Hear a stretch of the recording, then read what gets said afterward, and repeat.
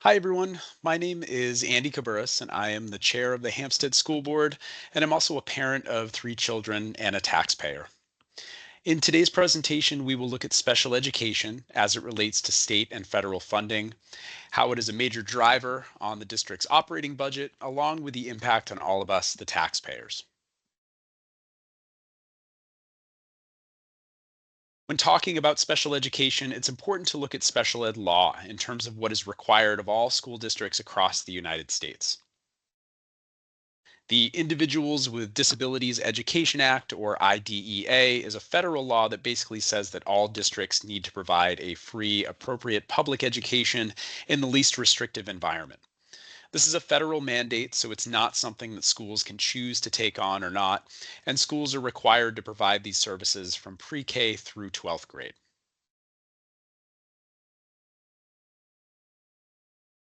If we look at Hampstead's breakdown of students on individualized education plans or IEPs, we see 192 students pre K through eighth grade.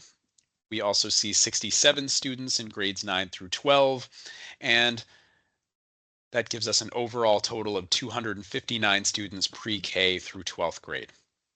There are also 18 students in out of district placements, which we will discuss in more detail in just a second.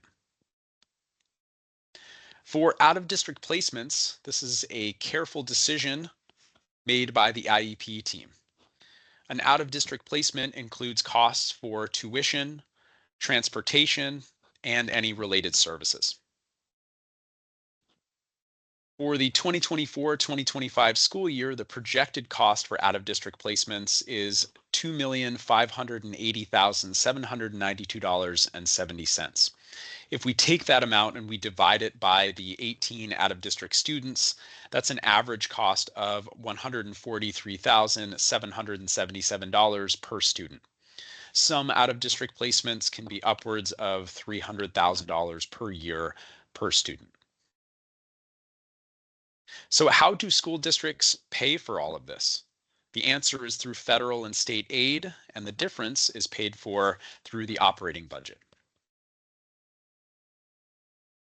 So, what is special education aid? The purpose of it is to have the state of New Hampshire offset the impact of special education costs on local school districts.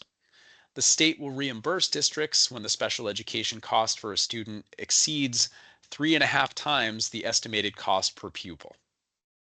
An example of this is down below here. If the estimated cost per pupil is roughly $21,545, special ed costs would be eligible for state aid reimbursement if they're greater than $75,407. Again, 3.5 times that amount.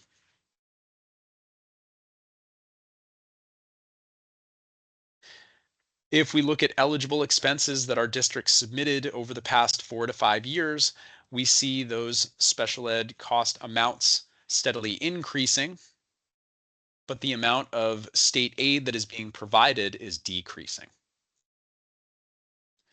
The amount of state aid is reducing each year as special ed costs continue to rise across the state of New Hampshire. This is a letter that was sent to our district on November 24th of this year from the state education commissioner. And this basically states that even though the total amount of eligible special education costs across the state have increased to over 50 million, the amount in state aid would remain the same in 2024 as it was in 2023.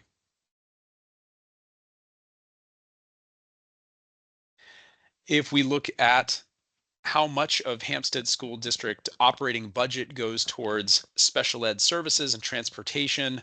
This is just a chart or a report from the New Hampshire Funding Fairness Project. We can see that it's estimated at around 29 to 30% of our overall operating budget goes towards special ed. This graph shows that in the 2024-2025 fiscal year, 17.1% of special ed funding came from federal and state aid in Hampstead, and the rest was covered by the operating budget. So who makes up the difference? if federal and state aid is gradually reduced? The answer is having it built into the operating budget means that we do, the taxpayers. So, what can you do to make a difference? You can contact your state and local representatives and let them know that this is a priority of their constituents and they should be fighting for more federal and state aid and more investment in public education rather than funneling money toward things like voucher programs or private institutions. Lastly, you can educate yourself on proposed state House bills that impact special ed funding. Use your voice, write letters, share information, and let those in power know your stance on all of these different issues. Thank you for your time. Hopefully, you learned a little bit about special ed and how it applies to the Hampstead School District and ultimately impacts our operating budget. And I hope to see you all on voting day. Thank you very much.